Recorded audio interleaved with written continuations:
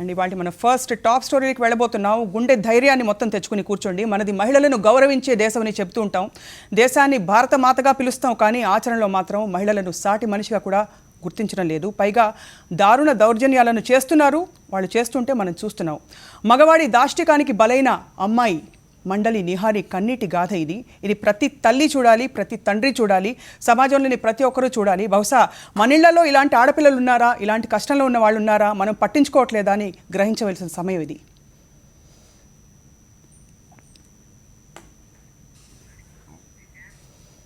Right, ప్రస్తుతం సాక్షి స్టూడియోస్కి వచ్చారు Nihari. Nihari, welcome. Thank you so much. And నిహార్ని చూస్తేనే అర్థమైపోతుంది. చాలా ఏళ్ల క్రితం అమ్మ వాళ్ళు తనకి మంచి సంబంధం చూసి పెళ్లి చేశారు.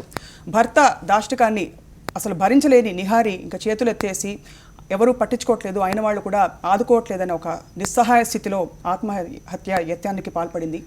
ఆ తర్వాత ఏం జరిగిందో నిహారి చెప్పబోతుంది. నిహారి, ఎన్ని సంవత్సరాల క్రితం జరిగింది ఇది? ఇది నాకు 2009లో జరిగింది. సో దాని తర్వాత ఇప్పుడు నేను ఇలా ఈ స్టేజ్లో ఉన్నాను. సో మధ్యలో నేను చాలా ప్రాబ్లమ్స్ ఫేస్ చేశాను.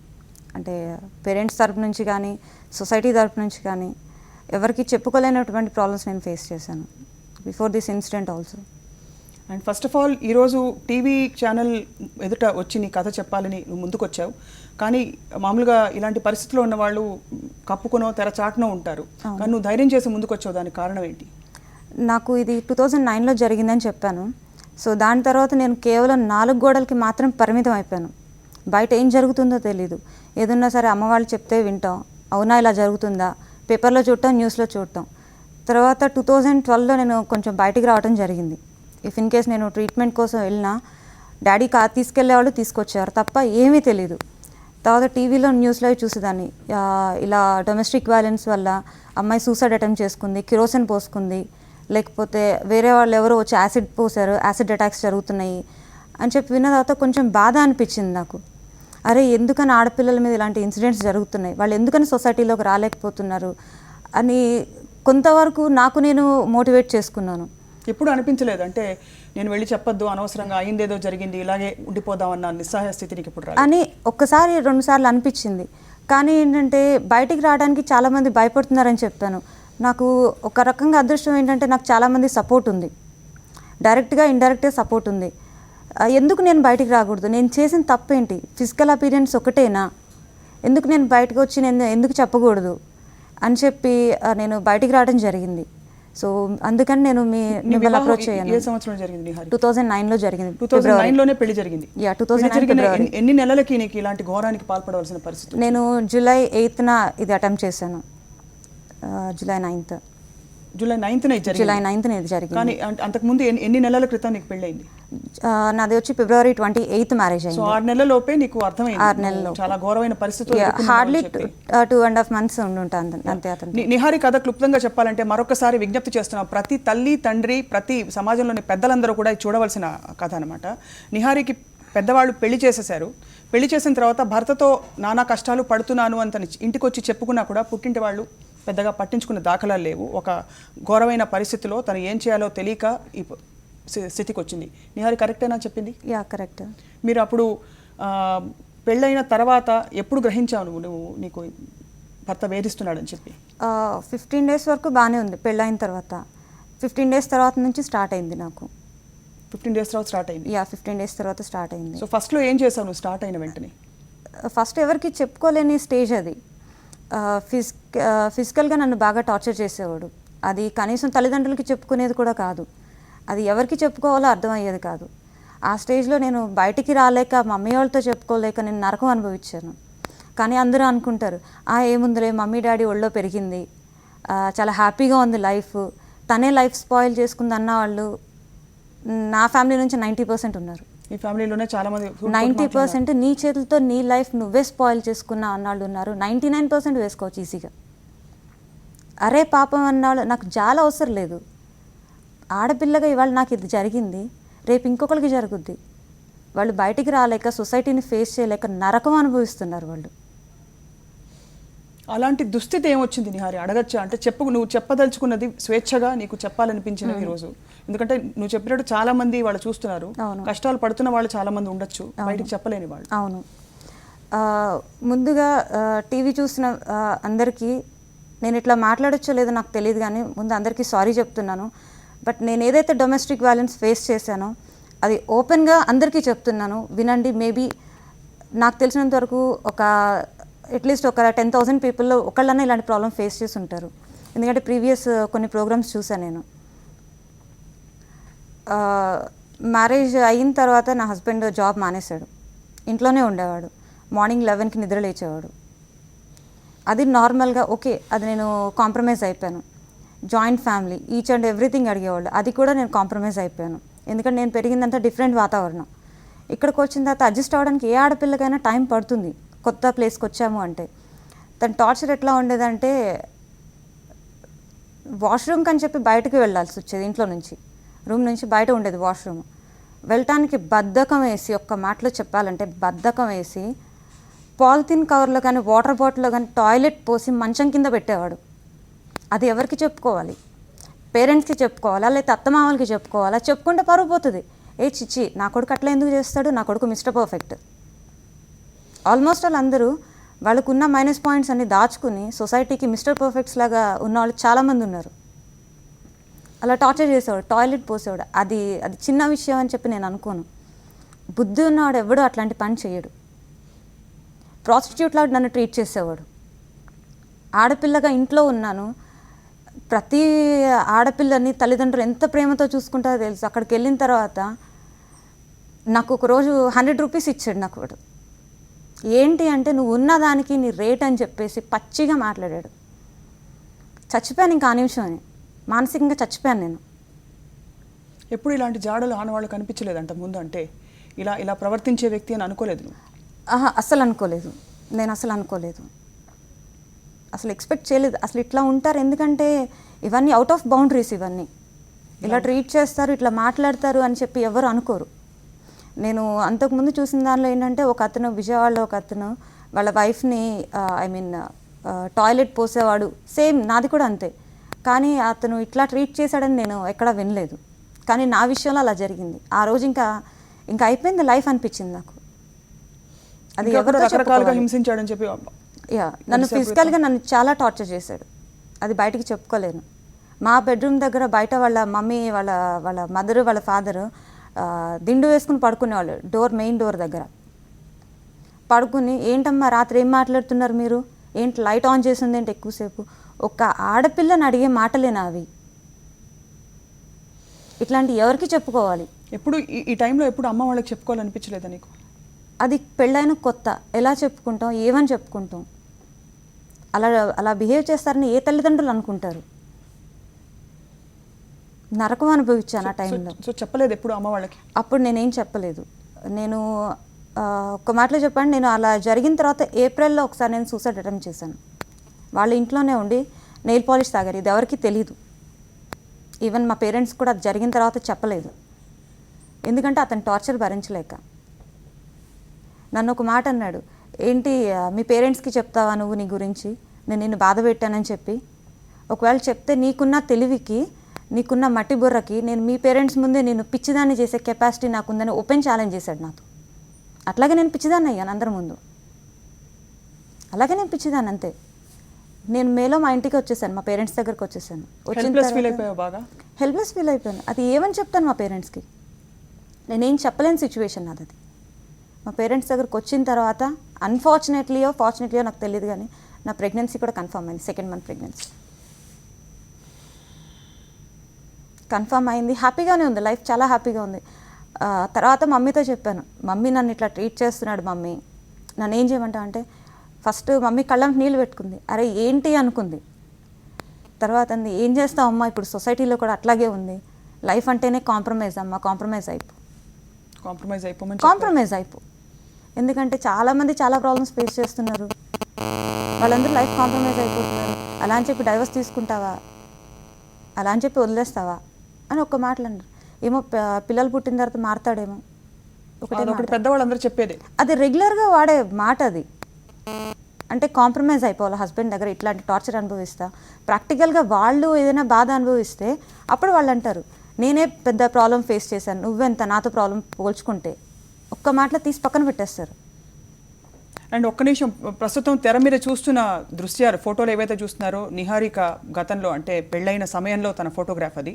అండ్ ఆ తర్వాత జరగకూడని ఘోరం జరిగిపోయింది. అఫ్కోర్స్ అక్కడి నుంచి ఇంత ఘోరం జరిగిన, ఇంత అనుభవించిన తర్వాత కూడా నిహారి తన జీవితాన్ని ఇంకా అయిపోయింది అనుకోకుండా ధైర్యంగా ముందుకొచ్చి తన చదువుని కొనసాగించి ఇప్పుడు సమాజానికి ఏదో ఉపయోగపడే పని చేయాలనే సంకల్పంతో ఈరోజు సాక్షి స్టూడియోస్కి వచ్చింది.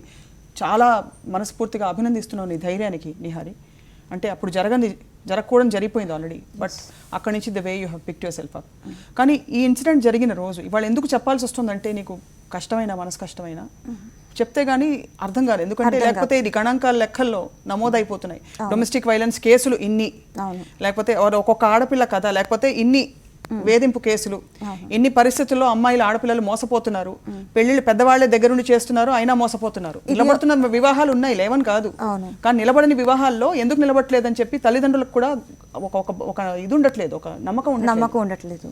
ఇంకోటి ఏంటంటే, ఇక్కడ ఓన్లీ నేను బర్న్స్ ఒక్కదాని గురించి నేను మాట్లాడలేదు, యాసిడ్ అటాక్స్ కూడా చాలా జరుగుతున్నాయి.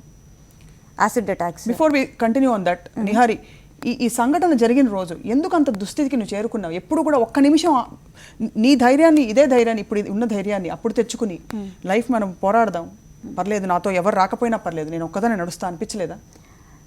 నాకు అప్పుడు అనిపించలేదు. ఎందుకు అనిపించలేదు? నేను ఆ రోజు నేను మమ్మీ వాళ్ళతో నేను బాగా గొడవ పడ్డాను. ఏంటి మమ్మీ, ఏంటి నన్ను ఏం చేయమంటా అంటే, కాంప్రమైజ్ అయిపోయాను.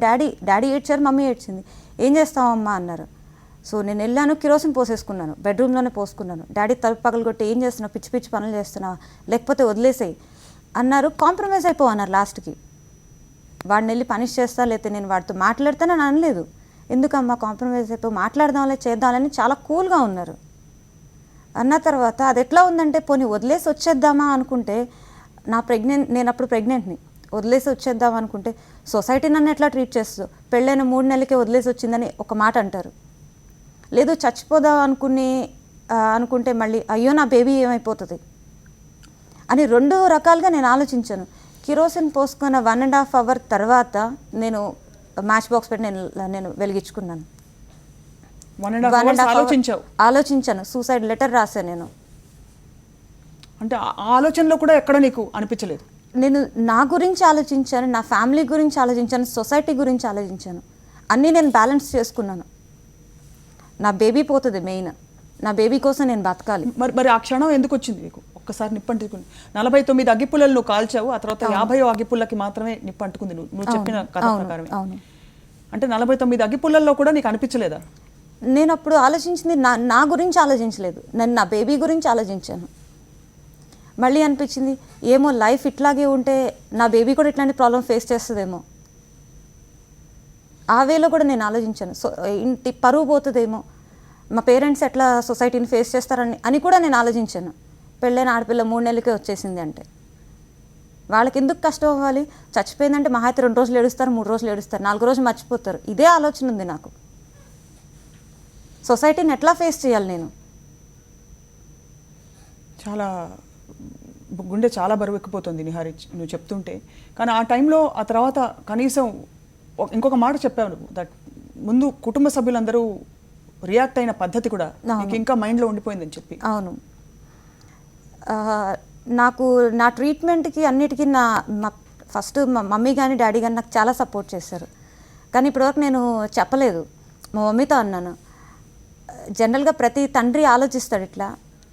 నాకు బాగా గుర్తుంది, నేను కిరోసిన్ పోసేసుకున్న తర్వాత డాడీ వాటర్ పోసేశారు చూసి.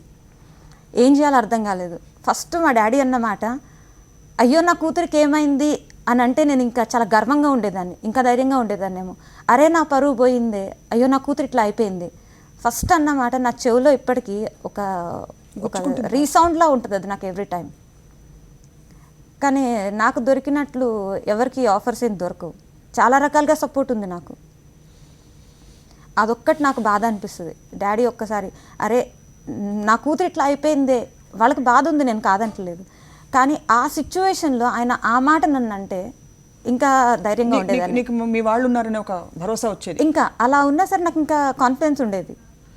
ఆ మాటతో మొత్తం అంతా ఎప్పుడైనా అడిగావా నిహారి నాన్నగారిని, ఎందుకు అలా అన్నారు, మీకు నా పట్ల మీకు కేర్ అండ్ కన్సర్న్ లేదా అని అడగలేదా? నేను అడిగాను. కానీ నరకం అనుభవించారు నాన్న కూడా ఒక్క మాటలో చెప్పాలంటే. సహజంగానే దాదాపు కదా, తల్లిదండ్రులకు ఎప్పుడూ ఉంటుంది. 3 years పాటు నా ఫేస్ని డైరెక్ట్గా చూడలేదు మా నాన్న. 3 years మా నాన్న చూడలేదు. ఎందుకంటే ఎవరో చెప్పారు నాకు, నువ్వు ఇట్లా అయిపోయినందుకు మీ నాన్న నరకం అనుభవిస్తున్నాడు. మా బాబాయ్ ఒక ఆయన అన్నారు, మా అన్నయ్య అన్నాడు, నువ్వెప్పుడు అనుకోలేదమ్మా కానీ నాన్న నా దగ్గర ఏడ్చాడు అని చెప్పి. నా తోటి మా అన్నయ్య అనేసరికి ఉంది, ప్రేమ ఉంది, నేనంటే ప్రేమ ఉంటుంది. ఏ తల్లిదండ్రులకి ప్రేమ లేకుండా లేదు. కానీ ఏంటంటే ఆ సిచ్యువేషన్లో ఆయన అట్లా ఆలోచించారు, సొసైటీలానే ఆలోచించారు తప్ప కన్న తండ్రిగా ఆలోచించలేదు. అండ్ నువ్వు అన్నట్టు నిజంగానే చాలా మంది ఆడపిల్లల పరిస్థితి ఇదేమ్మా.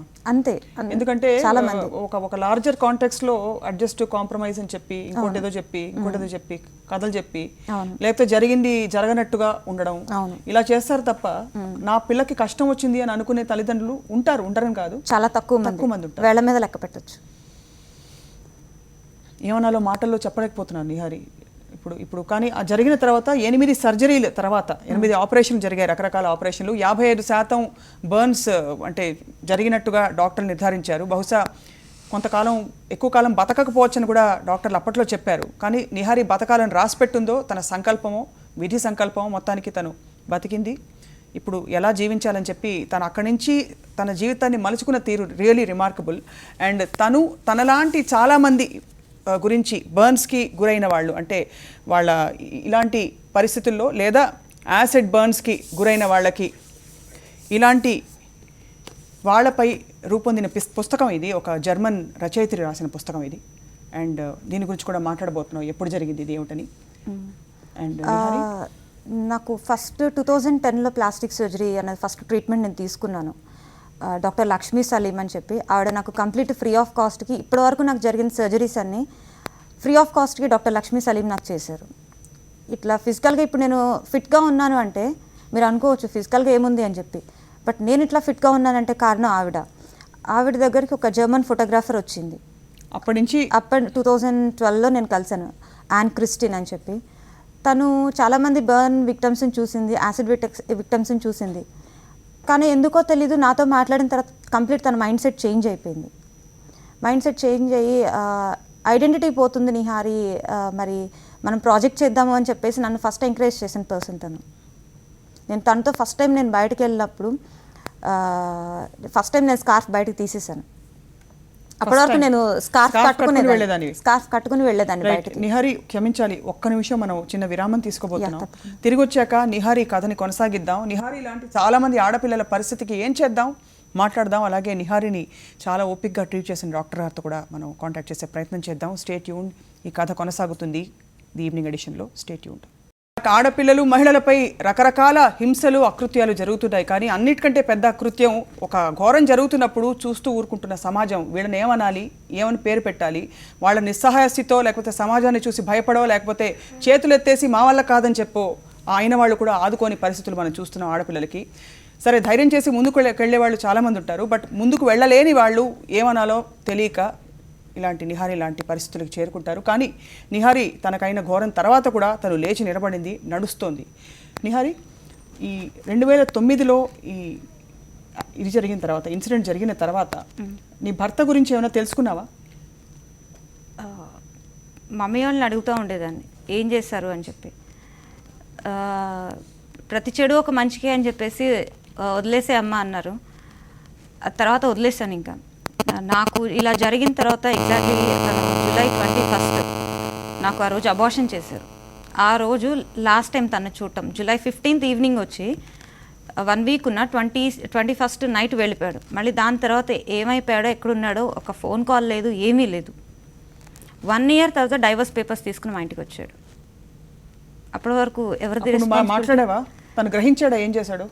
తను ఒక్క మాట మాట్లాడలేదు. వాళ్ళ పేరెంట్స్ మాట్లాడారు, వాళ్ళ బ్రదర్ మాట్లాడారు.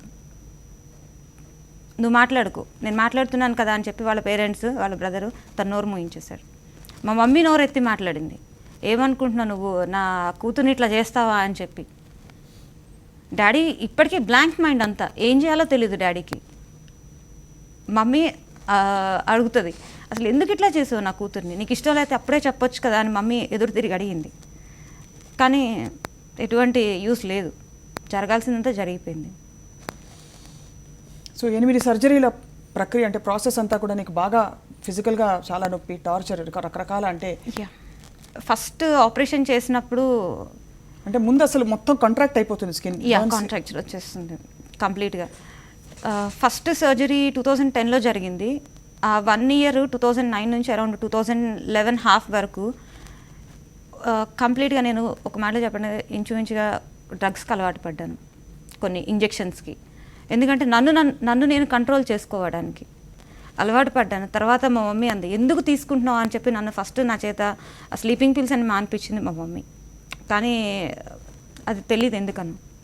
2010లో ఫస్ట్ సర్జరీ అయిన తర్వాత ఇంకెందుకు లైఫ్ ఇంక అంతా అయిపోయింది, ఎటువంటి సపోర్ట్ లేదు. ఒక పక్కన మానసిక బాధ, ఒక పక్కన పేరెంట్స్ నుంచి ఎందుకు ఊరుకో అంటారే తప్ప అయ్యో అని దగ్గరకు తీసుకునే వాళ్ళు ఎవరు లేరు. చూడటానికి భయపడతారు, మాట్లాడటానికి భయపడతారు. ఎందుకు అట్లా? బయటికి కూడా వెళ్ళొద్దని చాలామంది సలహా ఇచ్చేవారు, ఎందుకు వెళ్తావు బయటికి అందరు చూస్తారని చెప్పి. డైరెక్ట్గా అనలేదు కానీ ఇండైరెక్ట్గా అన్నారు. అంటే యూ విల్ డ్రా అటెన్షన్ అని చెప్పి అంతే, అనవసరమైన అందరికీ తెలుస్తుంది, అందరికీ తెలుస్తుంది అంతే.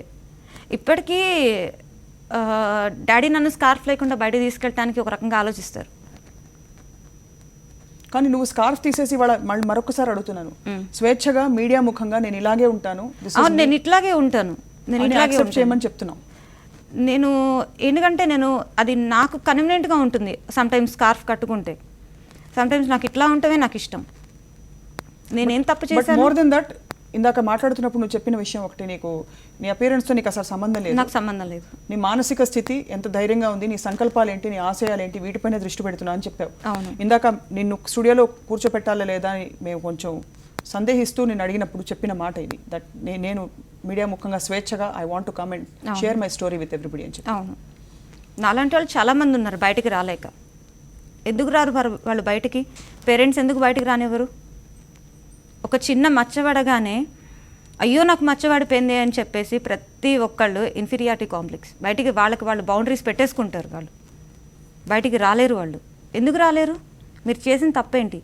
సమ్టైమ్స్ ఒక్కోసారి యాక్సిడెంట్ అవుతుంది, ఫైర్ యాక్సిడెంట్ అవుతుంది, లేదా కరెంట్ షాక్ కొడుతుంది. అయ్యో మచ్చబడిపోయింది అని చెప్పి ఎందుకు మీరు దాచేసుకుంటున్నారు? మీకున్న వాళ్ళకి టాలెంట్ ఉన్నా బయటికి రావట్లేదు. ఒకవేళ నాలాంటి వాళ్ళు ఎవరైనా పోనీ వర్క్ చేసుకుందాము, ఎక్కడైనా జాబ్ చేసుకుందాము అంటే ఫిజికల్ అపీరెన్స్ చూసి మాకు జాబ్ ఇచ్చేవాళ్ళు ఎవరు ఉన్నారు? చాలా మంది డిస్కరేజ్ చేశారు కదా, ఎందుకు ఇప్పుడు బయటకు ఎందుకు వెళ్తావు, ఎందుకు వెళ్తావు, నీకెవరు జాబ్ ఇస్తారు అన్నారు. నీకెవరు జాబ్ ఇస్తారు, నీకెవరు జాబ్ ఇవ్వరు, నీ లైఫ్ అయిపోయింది. ఇప్పటికీ అంటారు, అరే ఎందుకు నీ లైఫ్ స్పాయిల్ చేసుకున్నావు, ప్రీవియస్ కండిషన్ నీకు చాలా బాగుంది కదా. అంటే beauty is not a physical appearance. Physical appearance ఎప్పుడు ఆలోచించకూడదు. కానీ నువ్వు ఇంటర్ అయ్యాక పెళ్ళి అయిపోయింది. ఎస్. ఆ తర్వాత నువ్వు ఈ ఇన్సిడెంట్ జరిగిన తర్వాత you have completed your graduation, is that right? Yes. Can you share ఎలా జరిగింది అదని? డాడీకి చెప్పాను, నేను డిగ్రీకి అప్లై చేస్తాను నాన్న, నేను చదువుకుంటాను అంటే, నీకు నీ స్పూన్ పట్టుకుని నువ్వే భోజనం చేయలేని దానివి ఎట్లా పెన్ పట్టుకుని నువ్వు రాస్తావు అని చెప్పి నన్ను డిస్కరేజ్ చేశారు బాగా. ఎందుకంటే నా కండిషన్ ఇట్లా అయిపోయింది, ఇంకేం చేస్తావు నువ్వు? చేతులతో పట్టుకోలేని పరిస్థితి.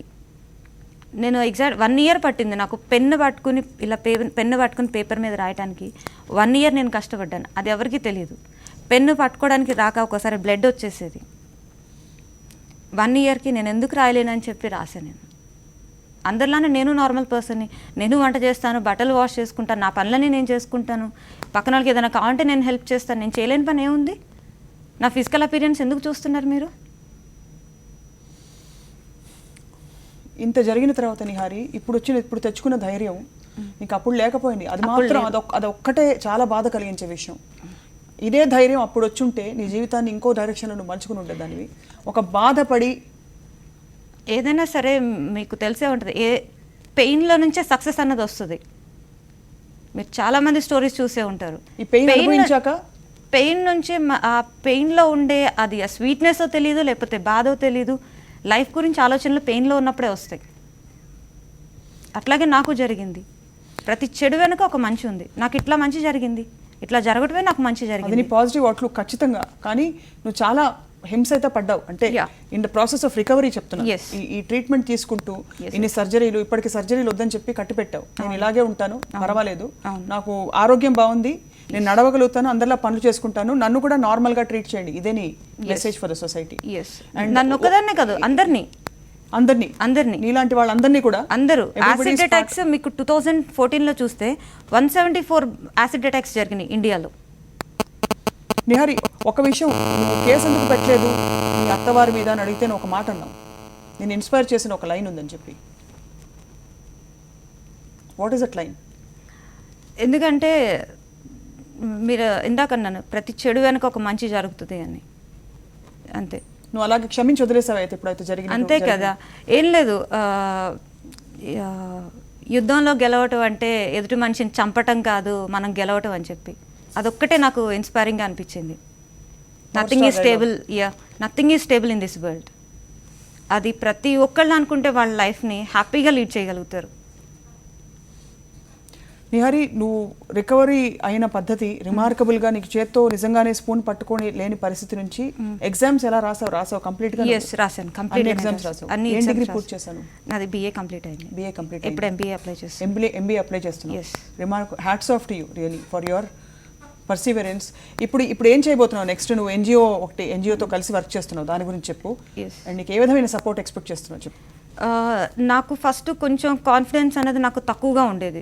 అరే నేను చేయగలనా అని క్వశ్చన్ మార్క్ ఉండేది. ట్రీట్మెంట్ వైజ్ నాకు డాక్టర్ లక్ష్మీ సలీం సపోర్ట్ చేస్తే నువ్వెందుకు చేయలేవు అని నా డాక్టర్ హరికిరణ్ చేకూరి గారిని మేము కాంటాక్ట్ చేసే ప్రయత్నం చేస్తున్నాం PCR నుంచి, కానీ ఆయన నంబర్ కలవట్లేదు. బట్ డాక్టర్ గారు, wherever you are, hats off to you. Thank you very much. ఆయన నాకు చాలా, ఏదైనా వర్క్ నాకు ఇది రాదు సార్ అంటే, నువ్వు కాదు ఎవరు చేస్తావో అని ఒక్క మాట అనేవాళ్ళు. ఆ ఒక్క మాట చాలు, అరే నేను ఎందుకు చేయలేను అని నాకు ఆయన కాన్ఫిడెన్స్ కలిగించారు. నాకు ఆయన ఎప్పుడూ అనుకోలేదు, నిహారి ఉంటే నాకు ఇంకా కొంచెం నమ్మకం ఉంటుంది నాకు క్లినిక్లో అని చెప్పేసి ఆయన అన్నారు. ఆ మాటలు నేను ఎప్పుడు మర్చిపోలేను. ఆయన నాకు అండ్ ఇప్పుడు నువ్వు వర్క్ చేస్తున్నావు, జాబ్ చేస్తున్నావు? కంప్లీట్గా అక్కడ లేకపోయినా నేను అక్కడే వర్క్ చేస్తున్నాను. నీ కాళ్ళ మీద నిలబడాలనే సంకల్పం. నీ ఆశయం ఏంటమ్మా లైఫ్లో? నేను రీసెంట్గా NGO స్టార్ట్ చేశాను, ఓన్లీ ఫర్ బర్న్ విక్టమ్స్ అనమాట. ఏదైనా సరే, యాసిడ్ అటాక్ కానీ, బర్న్స్ కానీ, అండ్ ఇంకోటి సూసైడ్స్ కూడా. ఇది మెయిన్ కాన్సెప్ట్. వాళ్ళకి మెంటల్ సపోర్ట్ అనేది చాలా అవసరం. బెడ్ మీద ఉన్న పేషెంట్కి అవును, చాలా సఫర్ అవుతారు, నరకం అనుభవిస్తారు. మానసికంగా ఉంటుంది, వాళ్ళు ఫేస్ చేసిన బాధ ఉంటుంది. పేరెంట్స్ నుంచి కానీ, ఫ్యామిలీ నుంచి కానీ సపోర్ట్ ఉండదు, ఎటువంటి సపోర్ట్ ఉండదు. ఆ టైంలో వాళ్ళు అడిగేది, నా బాధను ఎవరైనా షేర్ చేసుకుంటే వాళ్ళకి అది చాలు వాళ్ళకి. అలాంటి వాళ్ళకి నేను సపోర్ట్ చేద్దామని చెప్పి అనుకుంటున్నాను. వాలంటీర్ కాదు, ఇప్పుడు వీళ్ళకి ట్రీట్ చేయడానికి కూడా ప్లాస్టిక్ సర్జన్స్ కొంతమంది రెడీగా ఉన్నారు, వాళ్ళకి ఫ్రీగా ట్రీట్మెంట్ చేస్తారు. For example doctor Lakshmi Saleem కానీ, డాక్టర్ హరికిరణ్ చేకూరి కానీ, వీళ్ళు బాగా సపోర్ట్ చేస్తారు. వాళ్ళ ఫిజికల్ అపీరియన్స్ గురించి వీళ్ళు ఎప్పుడు ఆలోచించలేదు. ఇట్లా ప్రతి ఒక్క ప్లాస్టిక్ సర్జన్ రావాలి. అట్లీస్ట్ వాళ్ళు కొంత కాకపోయినా కొంతవరకు అన్నా వాళ్ళు వీళ్ళకి సపోర్ట్ చేయాలి. అసలు ఫస్ట్ అమ్మా, ఇలాంటి సమాజంలో అసలు ఇలాంటి కేసులు రాకూడదు, మనకి పరిస్థితులే రాకూడదు. ఇంకో నిహారి తయారవ్వకూడదు. ఆ రోజు బహుశా నువ్వు అరుస్తుంటే, కేకలు పెట్టి అరుస్తుంటే, ఎవరైనా వినిపించుకుని నిన్ను ఒక్క చేయి ఇచ్చి ఆదుకుని ఉంటే ఈ పరిస్థితిలో నువ్వు విజయం సాధించాల్సిన అవసరం లేదు, ఇంకో పద్ధతిలో కూడా వెళ్ళుండొచ్చు. ఏమో, నాకు అదే మంచి జరిగిందేమో అనిపిస్తుంది ఎప్పుడు నాకు. అది ఖచ్చితంగా ఇప్పుడు ధైర్యం తెచ్చుకోవడానికి, లేకపోతే వెనక్కి తిరిగి చూసుకున్నప్పుడు బహుశా నీ ఉన్న పరిస్థితుల్లో అలా అనిపిస్తుందేమో, దట్ నీకు వచ్చిన కొండంత ధైర్యంతో ఇప్పుడు. బట్ నెవర్దలెస్ నిహారి, అసలు నిజంగా గుండెల్లో కదిలిపోయాయి నువ్వు చెప్తుంటే. గుండె తరుకుపోతుంది నువ్వు చెప్తున్న ఇన్సిడెంట్స్ కానీ ఇది. కానీ you are an inspiration to all of us, the way you have change the direction of your life. ఏం చెప్పదలుచుకున్నా ఈరోజు as we wind up? First, నాలాంటి విక్టమ్స్ని ఒక మనిషిగా ట్రీట్ చేయండి. వాళ్ళు ఏంటి, ఎందుకు వాళ్ళు 4 గోడల మధ్యన పెడుతున్నారు, బయటికి రానివ్వండి. బయటకు వచ్చి వాళ్ళ లైఫ్ని వాళ్ళంతటా వాళ్ళు ఒక వాళ్ళు ఏర్పాటు చేసుకుంటారు. మీరేమొద్దు, ఒక చిన్న హెల్ప్ చేయండి అంతే చాలు. అరే నా చేయి పట్టుకుని నా కూతురు బయటకు వెళ్తుంటే మీరు చేయి పట్టుకోండి, బయటకు వెళ్ళి తన లైఫ్ తను ఎందుకు బతకలేదు. సొసైటీ కూడా అంతే. డిస్కరేజ్ చేయొద్దు ఎవరిని, డిస్కరేజ్ చేయొద్దు, జాలి పడద్దు, పనికి మాలిన జాలి అవసరం లేదు. ఇంకొకటి, ఈ విక్టమ్స్ ఎవరైతే ఉన్నారో వాళ్ళ గురించి వాళ్ళు ఆలోచించండి. ఇంకొకటి, మీరు ఎవరో వచ్చి హెల్ప్ చేస్తారన్న ఉద్దేశం మీరు మానేసేయండి. మీకు మీరు కాన్ఫిడెన్స్ తెచ్చుకోండి. మీకు మీరు తెచ్చుకుని ఈ మచ్చబడిందని మీరు ఇంట్లో కూర్చోవద్దు, బయటికి రండి, సొసైటీని ఫేస్ చేయండి, అడగండి ఏం జరిగింది నాకు, మీరు ఎందుకు నన్ను ఇట్లా ట్రీట్ చేస్తున్నారని అడగండి. ఎందుకు సొసైటీ మీకు హెల్ప్ చేయదు? ఒకవేళ హెల్ప్ చేయవచ్చు, మిమ్మల్ని పాయింట్అవుట్ చేయదు. నిహారి, మనస్ఫూర్తిగా నువ్వు నీ కథని చెప్పుకోవడం ద్వారా చాలామందికి చాలా పెద్ద సందేశం ఇచ్చావు, చాలామందిని ఆలోచింపచేశావు. సో తల్లిదండ్రులందరికీ, కుటుంబ సభ్యులు, నిహారి కుటుంబ సభ్యులు మాత్రమే కాదు, ఇది ఎవరిని దూషించే కార్యక్రమం కానీ లేకపోతే వేలెత్తి చూపించే కార్యక్రమం కానే కాదు, కానీ ఖచ్చితంగా ఆలోచింపచేసే కార్యక్రమం. తెలుసో తెలుకో మన మధ్య జరిగిపోతున్న అనేక తప్పిదాలు ఏమున్నాయో ఒకసారి గ్రహించవలసిన సమయం కల్పించే కార్యక్రమం ఇది. నిహారి, మరొకసారి నువ్వు ఇంకొక విజయం సాధించి, ఇప్పటికే నువ్వు నీ కష్టంలోంచి బయటపడిన పద్ధతి ఒక విజయం, ఇంకొక మెట్టు కూడా విజయం సాధించి MBA పూర్తి చేసుకుని నువ్వు నీ ఆశయాలన్నీ పూర్తి చేసుకునే దశగా నడుస్తూ సాక్షి స్టూడియోస్కి రావాలి. You should share your sweet success with all of us. Thank you so much. డెఫినెట్గా. అండ్ వీ అప్రిషియేట్ యూ ఇంత ధైర్యంగా ముందుకు వచ్చి నువ్వు అందరితో చెప్పినందుకు, పంచుకునేందుకు నీ కథని. Thank you. ఇది వాళ్ళ టాప్ స్టోరీ 1